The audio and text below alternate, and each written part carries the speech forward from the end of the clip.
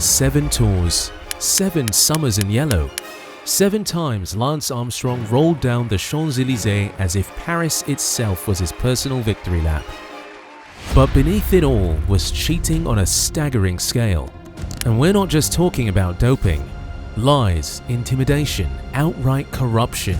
People are not stupid. They say, has Lance Armstrong ever tested positive? No. When the scandal fully broke, the titles were stripped, the lifetime ban announced, and the legacy burned in front of a television audience. UCI will ban Lance Armstrong from cycling, and UCI will strip him of his 7 Tour de France titles. A man who had been untouchable was reduced to one of the worst cheating scandals in sporting history. But that was just part of it. Every cyclist bends the rules. It's almost a tradition. When the cameras look away, a rider grabs a bottle that's just a little too sticky, getting pulled 20 meters up the road by the team car. When the legs give out, they tuck it behind the convoy, catching a draft that buys them a few seconds of breath. These aren't the scandals that make headlines. They're the small sins of the peloton, the one everyone commits and everyone denies. But they're still violations. And in Armstrong's case, they're the opening act in a career built on the idea that rules are optional. Because that's the pattern. If a little advantage is possible, take it. If a small fine is the price, pay it. If the commissaire blinks, slip through. That mentality starts with sticky bottles, but it doesn't end there. It grows, it mutates, it becomes something much darker. UCI penalty, 20 points. Fine, 20 Swiss francs. And it sets the tone. Even the warm-up lap was dirty. The first Tour de France of the Armstrong era should have been untouchable.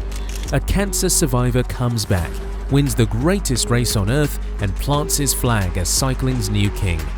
Everyone loved that story. But behind the yellow jersey, the cracks showed immediately.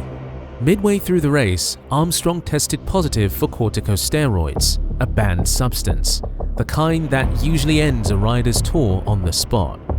Instead, the team produced paperwork, a doctor's note claiming the drug was prescribed for saddle sores. The problem? That note wasn't written before the test. It was written after. A backdated prescription. Less medicine, more creative writing. The UCI bought it, accepted the explanation, let the results stand, and Armstrong kept his jersey. To the world, it looked like a medical technicality. To anyone paying attention, it was a red flag the size of Arc de Triomphe. Armstrong didn't just cheat the test, he cheated the narrative. The myth of the miracle survivor was already stitched together with lies. UCI penalty, 40 points. Fine, $2,000. The cortisone cover-up was just a warning shot. What followed was industrial. Armstrong's team didn't dabble in doping, they engineered it. US Postal wasn't a cycling squad, it was a research lab on wheels. Doctors, soigneurs, managers, the entire support structure bent toward one mission: make sure the strongest rider in the world never tested positive.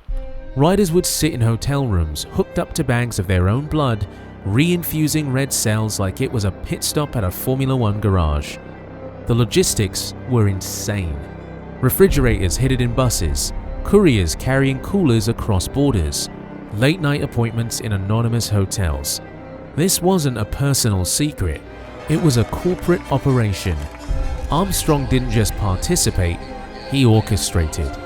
He was the CEO of the blood factory. When USADA finally investigated, they didn't call it cheating. They called it the most sophisticated, personalized, and successful doping program in the history of sport. UCI penalty, 120 points. Fine, $500,000. Cheating on the bike was one thing, controlling the story was another, and Armstrong was ruthless at both. The hospital room confession is infamous. After surgery in 1996, Armstrong allegedly admitted to the doctors that he had used EPO, testosterone, growth hormone, the full pharmacy. Betsy Andrew heard it. She never forgot it. Years later, when she told investigators, Armstrong painted her as bitter and crazy. He tried to erase her credibility the same way he erased his rivals on the road. Then came Emma O'Reilly, the Irish one-year. She told journalists about testosterone patches, about motorcades of syringes. Armstrong's response wasn't to deny quietly, it was to crush her publicly. Lawsuits, smear campaigns, legal threats. The message was clear: speak out and we'll destroy you. Journalists got the same treatment. David Walsh at the Sunday Times published evidence. Armstrong sued him into the ground. The paper paid damages. Truth was buried under court filings and legal fees. This wasn't athlete versus athlete anymore.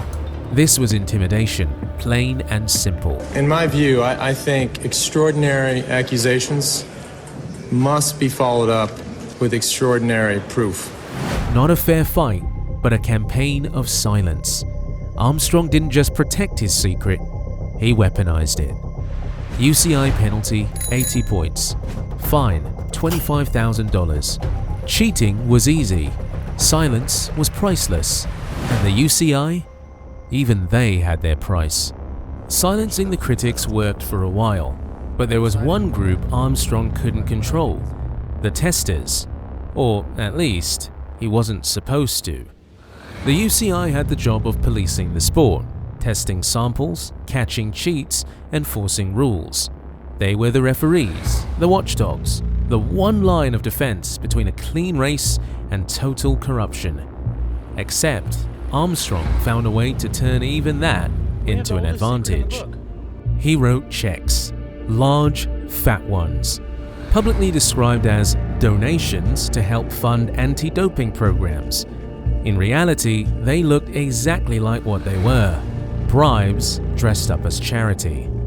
$125,000 paid from the most dominant rider in the world to the organization tasked with stopping him. Imagine Messi wiring money to FIFA referees, or Tom Brady cutting a check to the NFL drug testers. Nobody would call that support. They'd call it corruption. UCI penalty, 100 points. Fine, $125,000. Want to see more scandalous cheating and the most insane cycling stories ever? Hit that subscribe button and never miss a video. Armstrong's power wasn't just on the bike, it was in the boardroom. He was a global brand, an endorsement machine, the face of an industry that wanted a hero who sold hope along with bikes. Nike built ads around him. Oakley put his shades on every magazine cover. Trek turned him into their ultimate marketing weapon. Livestrong bracelets flooded the world. Yellow rubber wrapped around millions of wrists, raising money but also selling an image. For years, Armstrong wasn't just winning tours, he was smashing capitalism. Tens of millions in sponsorships, a portfolio that stretched far beyond cycling. For American sports culture, he was untouchable. And then came the confession. One Oprah interview, one carefully staged sit-down, and the illusion cracked. So let's start with the questions that people around the world have been waiting for you to answer. Yes or no? Did you ever take banned substances to enhance your cycling performance? Yes. The sponsors didn't hesitate. Nike dropped him in a single day. Oakley cut ties. Trek severed their relationship with a man who had made its bikes iconic. Even Livestrong, the foundation he created, pushed him out of its boardroom. The money didn't trickle away, it collapsed in a wave. Estimates put the losses at $75 million.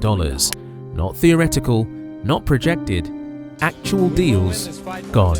This was a day we could not have imagined. Nike has fired Lance Armstrong over allegations he was doping during races. UCI penalty, 200 points.